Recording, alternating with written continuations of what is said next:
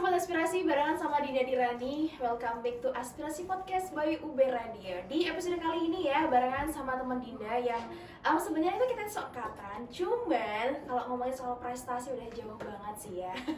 Ini dia, langsung aja Devi Veda Amanda. Halo Dev. Halo. Oke, bisa perkenalan diri dulu, namanya siapa, terus dari prodi apa, fakultas apa? Oke.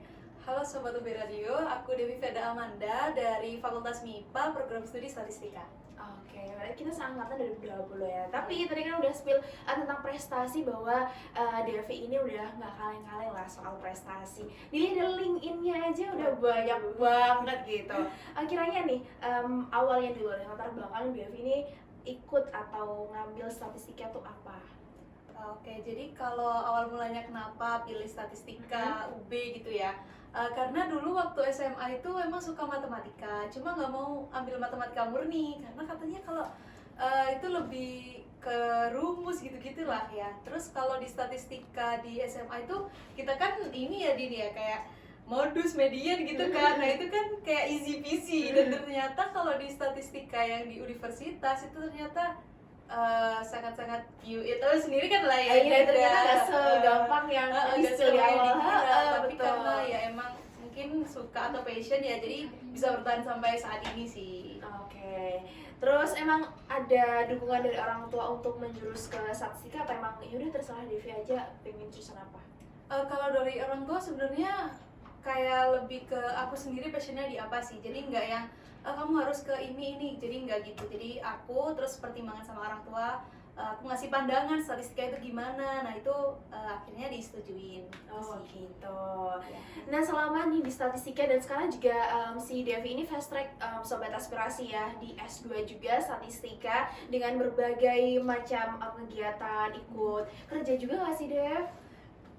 Kerjanya itu kayak bantu proyek dosen gitu sih. Iya, tapi kan dosen terus gitulah. kegiatan apa aja sih kalau misalnya ikut proyek dosen tuh? Kalau proyek dosen ikut riset dosen gitu kan, pasti dosen kan melakukan penelitian buat penunjang jabatan ataupun yang nambah publikasi gitu, jadi ikut andil dalam penelitian itu. Terus ikut kayak hibah, ikut ngerjain hibah, dan juga project-project yang saat ini tuh sama beberapa BUMN, jadi seperti Pupuk Kaltim, terus ada juga pernah itu sama BIN, terus sama Pertamina gitu sih, jadi banyak banget manfaatnya. Jadi mungkin sobat berada nggak cuma di riset di FMIPA juga, mungkin beberapa fakultasnya juga ada ya pasti project-project dosen seperti itu, mungkin bisa dicari informasinya karena banyak banget manfaat kita dapetin nggak sih Dev? Iya bener banget. Jadi kalau misal statistika itu nggak bisa berdiri sendiri, karena statistika itu apa ya, kayak tambahan di bidang lain. Jadi kalau nggak ada bidang lain kita nggak bisa ngapa-ngapain gitu. Jadi buat penunjang di bidang lain, dan manfaatnya itu sangat banyak karena statistika itu luas dan sangat bermanfaat buat di seluruh bidang ataupun jurusan. Oke. Tapi kalau misalkan untuk project sama dosennya, adakah benefit yang mungkin nggak dirasain oleh teman-teman yang lain yang nggak ikut riset dosen gitu? Kalau riset dosen mungkin lebih ke pengalaman bagaimana kita, yang pertama pastinya manajemen waktu ya, karena kuliah sambil bantu riset dosen. Nah itu menurutku manajemen waktunya jadi kita lebih tertata dan lebih baik lagi. Terus kalau misal di bidang kita itu jadi kita lebih tahu lebih dalam gimana statistika ini kalau misal di berbagai bidang. Jadi banyak manfaatnya dan juga banyak pengalaman, ketemu sama kayak misal sama orang-orang hebat yang relasinya dosen kita gitu sih. Berarti menambah relasi pasti, terus juga kadang kita ada rapat, mungkin ada pertemuan dengan berbagai klien gitu juga ya. Selain itu nih sobat berada, ternyata Devi ini juga salah satu menjadi bagian dari Genbi Kota Malang ya? Iya benar. Itu bisa dijelasin nggak sih dari tahun berapa, terus kayak apa aja kegiatan di Genbi? Oke, jadi sebelumnya aku jelasin dulu ya teman-teman. Jadi Genbi itu generasi baru Indonesia. Jadi itu merupakan sebuah komunitas yang diperuntukkan teman-teman yang menerima beasiswa Bank Indonesia. Jadi aku gabung di Genbi dan menjadi awardee Genbi atau Bank Indonesianya itu mulai dari tahun 2022. Terus itu kan kayak dibatasin gitu kan, maksimal 2 periode bisa dapat beasiswanya. Akhirnya aku coba lagi dan alhamdulillah 2023 itu bisa keterima dan jadi awardee lagi. Jadi aku gabungnya itu selama 2 tahun atau 2 periode. Oke, kalau dari event-event atau mungkin kegiatan apa aja, mungkin ada project, atau ada yang something lain yang selama ikuti Genbi? Oke, jadi kalau di Genbi itu kan dibagi beberapa divisi gitu kan. Nah, itu nanti ada tupoksinya masing-masing. Kalau misal kayak prokernya itu banyak.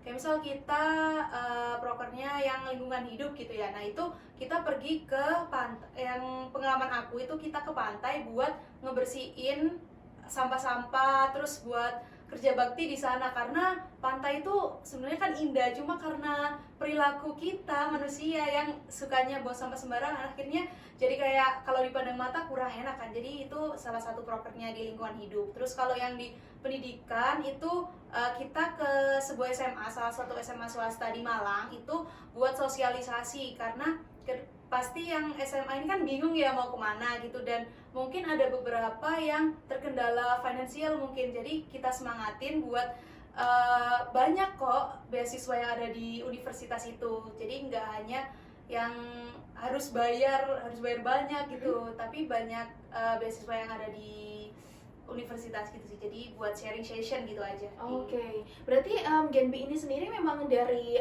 luar UB atau memang di UB-nya dipromosikan gitu? Kalau Genbi itu yang di Malang itu ada 4 universitas. Jadi ada UB, UIN, UM, sama salah satu universitas Nurul Jadid itu di Probolinggo. Jadi dari beberapa universitas dan bisa menambah relasi juga sih pastinya. Oke, berarti pasti ada kayak meeting sama teman-teman juga, Iya, sesama Genbi gitu iya ya? benar. Oke. Jadi nggak hanya di UB tapi juga di universitas lain. Oke, berarti nambah ini dong uang jajan juga ya. Iya, UKT pastinya. aman lah ya gitu ya, Iya. biar bisa selain nambah relasi, nambah pengalaman, juga memang kita dapat beasiswa berupa tunjangan Iya, finansial finansial, gitu iya. ya. Oh, oke. Sampai berarti 2 tahun ini masih berjalan atau udah ini? Udah selesai. Oh, udah selesai. Kemarin baru demisi ya. Oh, berarti ada demisi juga memang benar-benar formal banget ya? Iya, cuma nggak yang terlalu mengikat gitu. Jadi lebih ke Hmm. komunitas, nggak kayak organisasi yang mengikat banget. Jadi lebih fleksibel sih. Oke, kalau syaratnya juga yang penting kayak mahasiswa aktif gitu, atau mungkin ada semester berapa gitu minimal? Oh, kalau yang di beasiswa Bank Indonesia itu minimal semester 3 baru bisa daftar. Oke, semester 3 baru bisa daftar. Iya. Mungkin bisa cari informasi. Awalnya tuh tanya dari mana, Devi? Kalau aku dari cutting sih, jadi ada salah satu cutting di FMIPA itu yang menerima beasiswa Bank Indonesia. Terus juga banyak ini sosmednya, itu ada Genbi Malang, terus bisa dilihat dari sosmednya Bank Indonesia Malang juga. Oke, berarti bisa dicek-cek aja ya, siapa tuh kayak ada informasi terbaru terkait Genbi, atau mungkin sekarang yang teman-teman maba gitu ya yang nonton sekarang, oh kiranya mungkin dari segi orang tua tuh kayak sebenarnya udah cukup buat uang jajan, mungkin tambahan Iya, kali ya, benar. selain bisa nambahin uang untuk kehidupan sehari-hari di Malang, bisa juga untuk menambah teman gitu. Selain itu nih ya, Devi juga aktif banget di organisasi, ada Ritma, terus studi sastika gitu. Gimana sih mungkin ceritanya awalnya kenapa pengen, padahal udah banyak banget kegiatan di luar kampus, terus riset dosen, terus juga ikut organisasi? Oke, jadi kalau organisasi itu emang dari awal itu nggak pingin jadi yang mahasiswa kupu-kupu gitu. Jadi cobalah pertama itu aku ke Ritma, terus di Ritma, nah dari Ritma sini kan riset dan keilmiahan mahasiswa gitu ya. Nah di situ aku banyak belajar mengenai riset dan akhirnya banyak ikut lomba itu tadi sama kating-kating. Terus kalau yang studi statistika itu karena aku ingin memperdalam ilmu statistika, jadi aku gabungnya di divisi keprofesian. Nah di sana itu menyediakan jasa analisis data, jadi analisis buat skripsi, analisis datanya skripsinya klien-klien gitu kan, bisa memperkuat ilmu statistikanya gitu kan. Jadi biar balance lah antara statistika sama yang riset ataupun lomba-lombanya gitu sih. Oh gitu, tapi emang ya Sobat Beradio ya, bedanya himpunan sama statistika atau himpunan di statistika itu selain dari namanya yang unik karena statistika Iya, kita benar. tuh juga kayak ada membantu teman-teman atau klien yang istilahnya tuh meminta jasa kita untuk ilmu yang Iya. kita dapetin di kuliah dan bisa diterapin gitu. Mungkin teman-teman yang skripsi biasanya ya, Iya benar-benar, biasanya banyak yang skripsi, skripsian. banyak yang skripsian juga. Kalau di Ritma? Kalau di Ritma itu lebih ke gimana cara kita menulis esai, terus nanti gimana cara buat PPT yang bagus, PP tentang maksudnya yang riset gitu ya, yang ilmiah bukan yang kayak fiksi gitu. Terus juga pelatihannya itu public speaking juga dapet. Terus gimana cara presentasi bahasa Inggris, bahasa Indonesia gitu sih, banyak banget juga benefitnya dari Dipma. Oke, berarti dari Depma ada pelatihan esai juga. Pernah nggak sih ikutin lomba-lomba esai gitu? Kalau lomba esai itu pernah sih, jadi lomba aku pernahnya itu internasional sama nasional. Nah, kalau esai itu biasanya yang nasional, kalau yang internasional aku biasanya ikutnya yang kayak invention gitu, yang presentasi. Oke, yang invention yang dari berbagai apa ya perlombaan yang udah Devi lalui dan selama ini. Mulai dari tahun berapa sih kayak aktif ikut organisasi dan juga terutama yang ikut lomba? Awalnya kan biasanya teman-teman tuh kayak ya udah ikut organisasi fokus aja satu karena udah banyak proker terus udah ada tugas dari kuliah sendiri, tapi Devi ikut coba ikut lomba.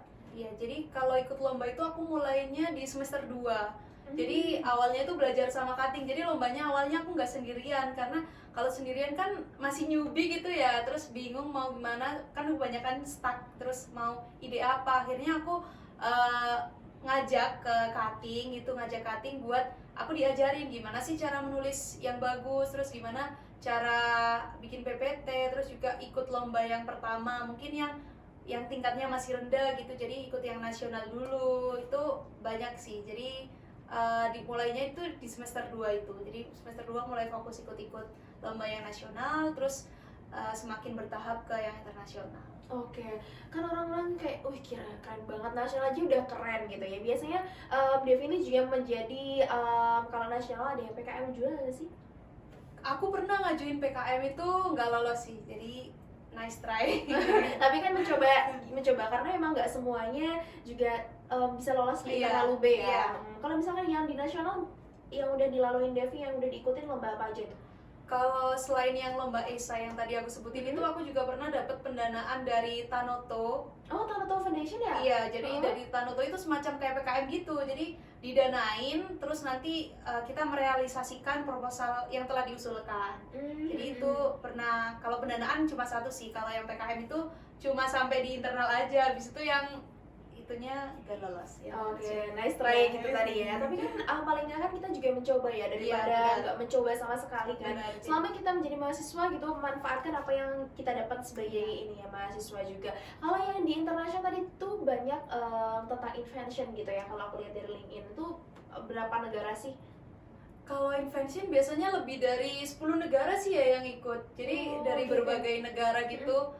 Tapi itu presentasinya di Zoom. Jadi ada sih yang offline, online itu ada. Cuma karena kalau offline susah dari akomodasi, kemudian kita masih kuliah juga, nah itu susah bagi waktunya. Mending aku saranin ikut yang online itu, tapi feel-nya juga dapat sih karena juri-jurinya itu juga dari juri yang India gitu-gitu. Jadi jurinya ada 2 itu di luar Indonesia semua sih. Jadi banyak feel-nya masih dapat lah walaupun online. Total ada berapa lomba yang udah diikutin, baik nasional maupun internasional? Kalau total kayaknya 50 plus deh. Wah, keren banget. 50 plus tuh rewardnya berapa? Waduh. Itu udah nggak terhitung lah. Soalnya memang UB juga mengapresiasi banget ya teman-teman yang memang berusaha ikut lomba baik nasional maupun internasional gitu nih sobat aspirasi ya. Terus habis itu tadi kan internasional, ada nggak sih selama mengikuti lomba-lomba itu? Tadi kan juga nggak cuman pribadi ya, ada memang kelompok. Selama mengerjakan dari esai mungkin ada presentasinya tuh kendala apa gitu? Oke, jadi kalau kendala mungkin awalnya dari ide sih ya, karena sebisa mungkin kita cari idenya yang lagi hot news gitu, biar nanti bisa menarik juri buat ngelolosin kita ke tahap selanjutnya. Jadi mungkin yang pertama karena ide, terus kalau misal yang kedua mungkin dari kita bagi waktunya, karena seringkali deadline-nya itu kayak mepet, kita tahu info lombanya itu mepet, sedangkan banyak tugas kuliah juga. Tapi kalau aku lebih mengutamakan yang kuliah sih pastinya, karena kalau lomba itu nggak 1-2 kali ada, karena seterusnya mungkin setiap bulan pun banyak gitu lomba-lomba. Jadi aku kesampingkan dulu. Terus kalau kesulitannya mungkin ya bagi waktu itu aja sih yang paling utama sih. Bagi waktu. Kalau misalkan dari internal mungkin ada selisih paham sama teman-teman yang satu kelompok itu pernah nggak sih? Pernah sih. Jadi kalau misal kayak itu kayak ya udah biasa gitu kan ya, kalau kita brainstorming itu udah biasa sih sama teman kayak ada selisih. Misal kita kepinginnya gini, cuma yang satu pinginnya gini. Nah itu kalau dari pengalaman aku ada salah satu anak ini yang jadi penengah, kayak misal dia menentukan dia lebih kayak lebih suka ke yang bidang ini apa ini gitu, jadi akhirnya kita ada benang merahnya dan bisa ngelanjutin ide-ide kita buat nulis ke selanjutnya gitu sih. Oke, tapi terkadang tuh Devi ya, mungkin ada informasi-informasi di mana tuh kayak bertabrakan gitu ya kan, ada yang satu ini kayaknya tanggalnya sama gitu ya, ini sama, terus ada juga yang teman-teman mending apa namanya ikut yang ini aja, soalnya lebih berbenefit gitu. Ada nggak sih pernah cekcok gitu? Iya sih, kalau sampai yang gimana-gimana itu enggak, cuma Ya. cuma karena emang timeline lomba itu biasanya banyak dan padat, jadi kita sebisa mungkin pilih salah satu itu kayak misal dari vote gitu aja sih. Jadi dari vote siapa yang lebih milih ini gitu, nanti yang suara terbanyak itu bisa kita ikutin, yang lainnya juga harus lapang dada gitu ya, karena itu kan juga tim, nggak mandiri, jadi nggak boleh yang egois atau memaksakan kehendak gitu sih. Tapi kelompoknya sama terus atau beda-beda? Kalau sejauh ini beda-beda sih, jadi beda-beda, dan aku nggak yang misal ada 5 orang ya di kelompok itu, nah nggak statistika semuanya, karena kita juga butuh ilmu lain, misal kayak kimia, biologi gitu buat kita ajak, jadi biar idenya itu banyak gitu kan dari segala bidang, dan akhirnya bisa lebih berkembang juga tim kita gitu. Sejauh ini kelompoknya cuman di sama-sama satu fakultas MIPA atau mungkin menggait dari kedokteran atau FT gitu? Kalau aku pernah itu sama teknik kimia sih. Kalau lainnya belum pernah. Jadi teknik kimia karena emang waktu itu idenya butuh anak tekkim gitu, dan yang anak stat ini nggak tahu apa-apa, jadi ngajak teman-teman yang teknik kimia. Sejauh ini apa aja sih biasanya mungkin ide lomba yang diikutin sama Devi? Tentang apa gitu? Oke. Jadi kalau yang awal-awal dulu itu aku nggak mengedepankan statistika. Jadi kayak misal ke biogas gitu-gitu, jadi lebih ke bukan ilmuku, cuma ada beberapa bagian misal perhitungan itu nanti anak stat yang bantu gitu.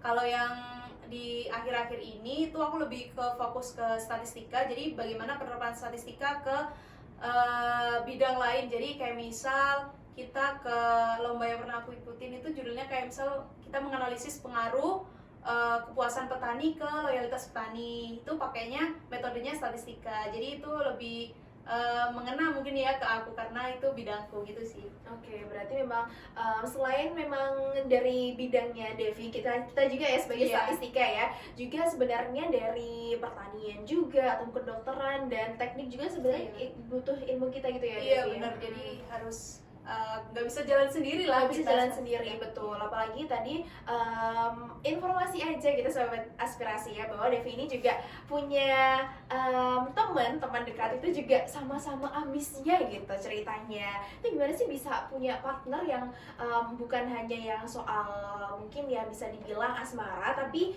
juga sama-sama ambis untuk prestasi? Iya, jadi kalau itu mungkin komitmen aja ya di awal, karena di perkuliahan kita nggak harus fokus yang akademik aja, karena banyak pengembangan diri yang harus kita coba. Jadi buat temen yang tadi itu, buat penyemangat juga, karena kita kan juga butuh penyemangat, karena ada kalanya kita waktu itu di titik terbawah, misal kayak down atau ada sesuatu yang kurang enak, itu kan kita butuh penyemangat. Nah dari situlah kita bisa bangkit dan bareng-bareng mencoba hal-hal yang baru ada di perkuliahan ini. Oh gitu ya, karena kalau misalkan udah S2 katanya bisa nggak sih Dev?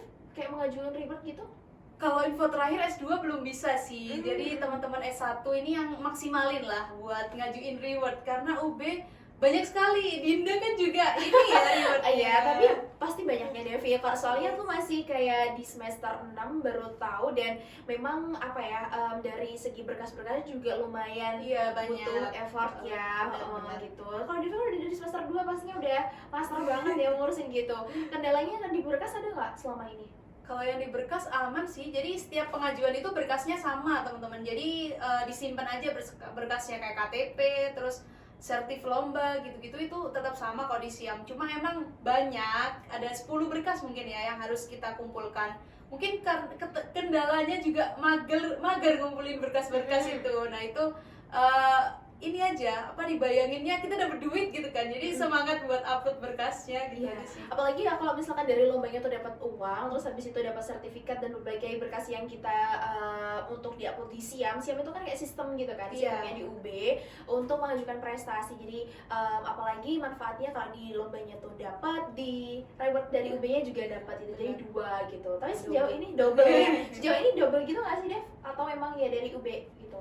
Kalau yang esai, kalau yang invention itu kan nggak dapat duit ya, Mm-mm. jadi dapatnya cuma medali aja sama sertif. Kalau yang esai itu dapat dari lembaga penyelenggara lombanya, juga dapat dari UB, jadi double gitu, lumayan lah. Oh lumayan lah ya, nggak lumayan lagi itu banyak loh. Jadi sobat aspirasiku, sobat berade sama aja lah ya.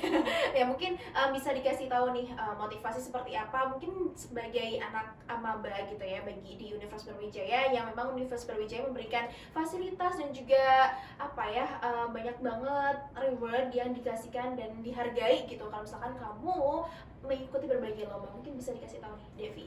Oke, jadi buat adik-adik, terutama maba ya, jangan takut mencoba hal-hal baru, karena di universitas nggak hanya kita fokus akademik aja, karena banyak pengembangan diri yang harus kita coba, mulai dari perlombaan, terus coba beasiswa-beasiswa, terus juga organisasi, itu yang banyak banget benefitnya yang mungkin kita nggak bisa dapatkan kalau misal kita nggak berkuliah. Jadi cobalah hal-hal baru dan yakin. Jadi sebelum mencoba yakinlah, nanti kalau misal sudah mencoba dan dapat hasilnya kita bersyukur. Gitu aja sih kalau dari aku. Oke, pesannya. Kalau dari tips untuk mengatasi mungkin ada kegalauan atau kadang capek banget nih ya, banyak banget yang harus dikerjain, apa versi Devi? Kalau aku kalau misal lagi capek dan butuh istirahat, itu istirahat dulu aja. Jadi jangan dipaksain, karena kita juga butuh kesehatan gitu ya buat menghadapi hari-hari selanjutnya. Jadi kalau misal capek, istirahat dulu, tapi jangan lama-lama, nanti kelamaan malah mager jadinya. Jadi istirahat, terus nanti kalau misal kita udah fresh, itu kita ngerjain sesuatu lagi yang harus kita kerjain gitu. Oke, last statement nih untuk Devi ya. Dari Devi sebagai mahasiswa akhir dan sekarang lagi menempuh fast track S2 gitu ya, untuk penyampaian diri sendiri, mungkin sebagai inspirasi juga bagi sobat aspirasi. Oke, jadi yang pertama jangan takut mencoba hal baru. Terus yang kedua itu yakin sebelum, bersyukur sesudah. Itu aja sih dari aku. Oke, yakin sebelum, bersyukur sesudah. Iya, benar. Asik, mantap banget kita ya. Oke, sobat aspirasi, semoga episode kali ini barengan sama Devi Veda ini membawa insight baru dan membawa semangat baru buat teman-teman yang sekarang lagi berkuliah di UB dan pengen mencoba hal baru ya, karena memang kesempatan tuh gak datang 2 kali, dan diusahakan untuk semangat meraih hal-hal prestasi. Pastinya bukan hanya kita yang bangga, orang tua juga bangga, fakultas bangga, bahkan UB juga bangga sama kamu. So gitu aja, thank you udah nonton sampai di titik ini gitu ya. Thank you buat sobat aspirasi yang udah nonton. So see you, bye bye. Bye. Aspirasi Podcast.